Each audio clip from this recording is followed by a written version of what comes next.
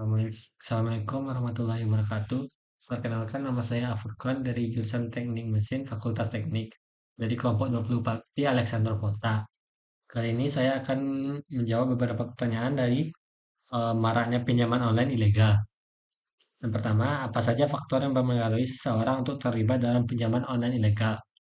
Ada beberapa faktor yang menyebabkan orang dapat terjerumus ke dalam pinjaman online ilegal. Yang pertama, adanya kebutuhan yang mendesak. Sebagian masyarakat mungkin ada yang memiliki keterbatasan dalam segi finansial yang menyebabkan sulitnya menyambung hidup. Rata-rata masyarakat berpenghasilan rendah memiliki kebutuhan mendesak yang perlu mereka penuhi untuk memenuhi kebutuhan dasar seperti membeli bahan makanan, biaya sekolah anak, dan sebagainya. Sehingga untuk mencari jalan keluar dari hal tersebut, beberapa orang akan melakukan pinjaman online karena pinjaman online tersebut dapat mudah diakses dan syarat untuk mendaftarannya juga mudah seperti hanya perlu foto dengan KTP saja kita sudah bisa meminjam berapapun nominal yang kita inginkan.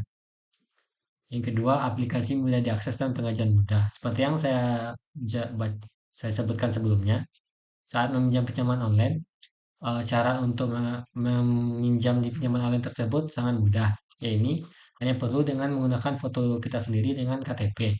Kemudian kita dapat meminjam berapapun nominal yang kita inginkan. Nah, yang ketiga, rendahnya literasi keuangan yang digital. Masyarakat Indonesia terbilang tidak memiliki keuangan yang bagus. Hanya sedikit orang memahami literasi keuangan yang digital. Hal ini sesuai yang disampaikan oleh OJK pada 2019, di mana indeks inklusi keuangan sebesar 76,18%, namun tidak diimbangi dengan literasi keuangan yang hanya 38,03%. Pertanyaan kedua, apa apa dampak negatif yang ditimbulkan akibat terlibat dalam pinjaman online ilegal? Ada beberapa dampak negatif yang akan terjadi apabila kita menggunakan pinjaman online ilegal. Pertama, penyalahgunaan data pribadi. Saat kita mendaftar di pinjaman online, kita biasanya akan disuruh untuk memfoto diri kita sendiri dengan KTP.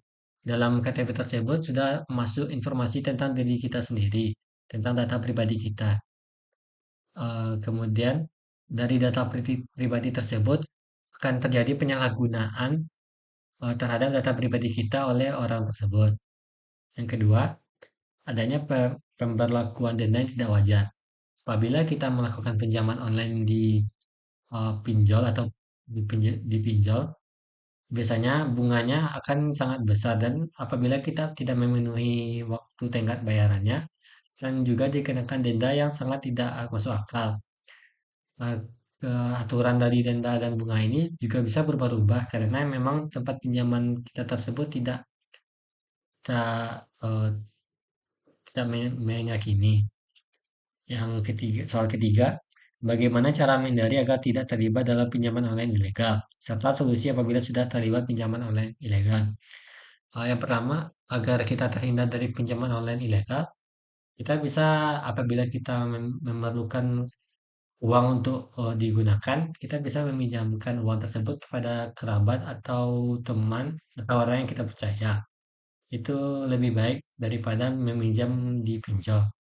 Dan apabila kita telah terjerumus ke dalam pinjol, eh, yang pertama kita harus menghindari melakukan pinjaman ilegal lain di tempat lain untuk menutup utang yang lama sudah yang untuk menutup utang di tempat pinjaman online yang lain.